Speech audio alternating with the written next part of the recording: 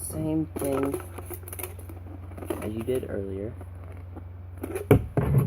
You're gonna do a snip about ½ inch, a ½ inch to about a ½ inch.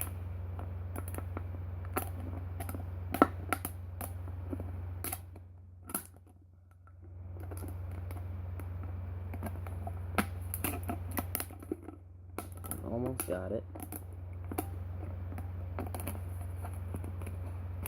Voila. If you have any dents, just kind of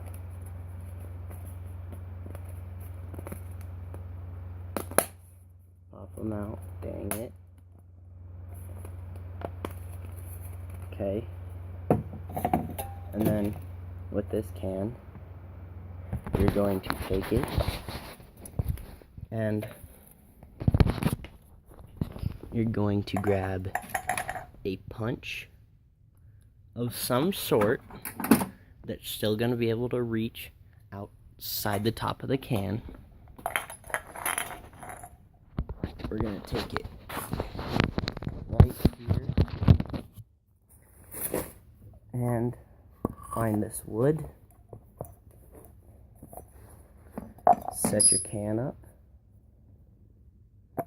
Put in your little punch.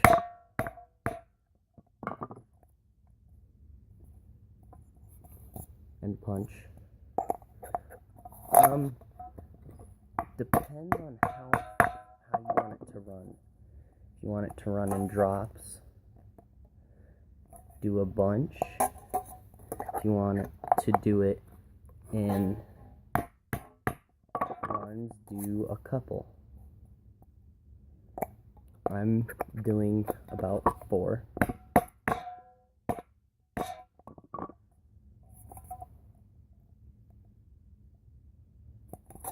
So I've got 1, 2, 3, 4.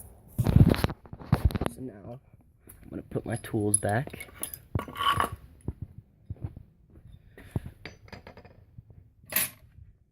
Come back over to your workbench or your table, wherever you are, and you're going to take your 6 and your 5 can, and you're just going to, just like you did with your first 3,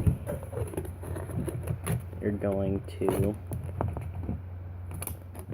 see if it'll fit on without cutting it. If you need to cut it, just cut ½ inch to ½ inch first, kind of bend it in there so it knows that's where it's going to be folding.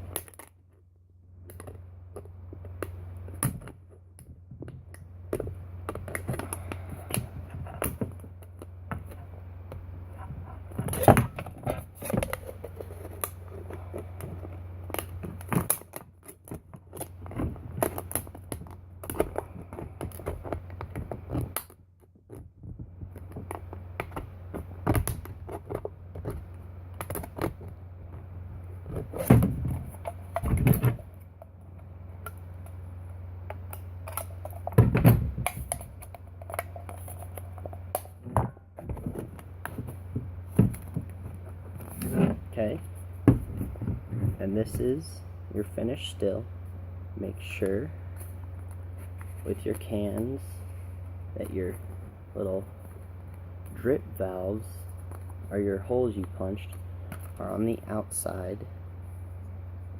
right here. And here's your basic moonshine still.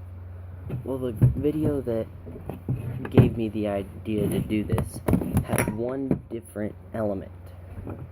He was doing this in his house, so he had to have something to put the flame under. Well, this is the mash pot, where you burn all the where you put all your mash. Your flames down here, heats up, comes comes out this tube into number 5 and 6, cans 5 and 6, through number 4. Alright. And then it's gonna come into can 5. It's gonna condense. You're not running a big 500-gallon still where you need a 55-gallon drum with copper coils going around on the inside, sealed off coming out, and filling that with water and continuously running water through it. We're not doing that like they do in Moonshiners. This is just a little still. It condenses fairly well in here. And I will add the link to this guy's video. But I'm going to show you the little addition he did.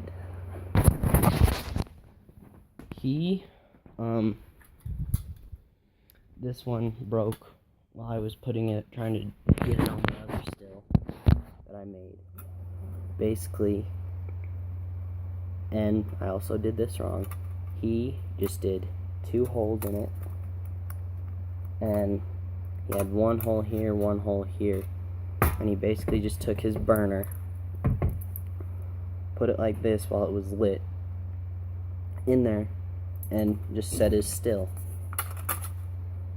like this, put the burner in the hole like this so the flame was hitting it. That's the way he did it. But I messed this one up and it broke. So I went and got another can and I did the same thing he did. Ow. Got a piece of aluminum in my hand. And I did the same thing as him. 2 holes. So imagine this one's not here on the back. And with my torch, or my dad's torch that I borrowed, that he took to work with him, so I'm not going to show you how it works, so I'm going to add his video. He takes it, puts it in, and it cooks the mash, burns it, and then it comes out your condenser, your number 6 can. Well, with this, when I did it, he's got a little torch. My torch is about this big around, and it shoots a flame about this big. His only shoots one about that big, and it's about the size of my thumb, and about the size of your little copper tube you made out of the can.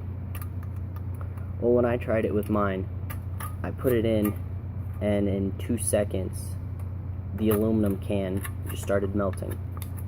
So if you do not have one of those little propane torches that's got the nozzle the size of my thumb and the link, I'd advise doing the same thing with a tin can.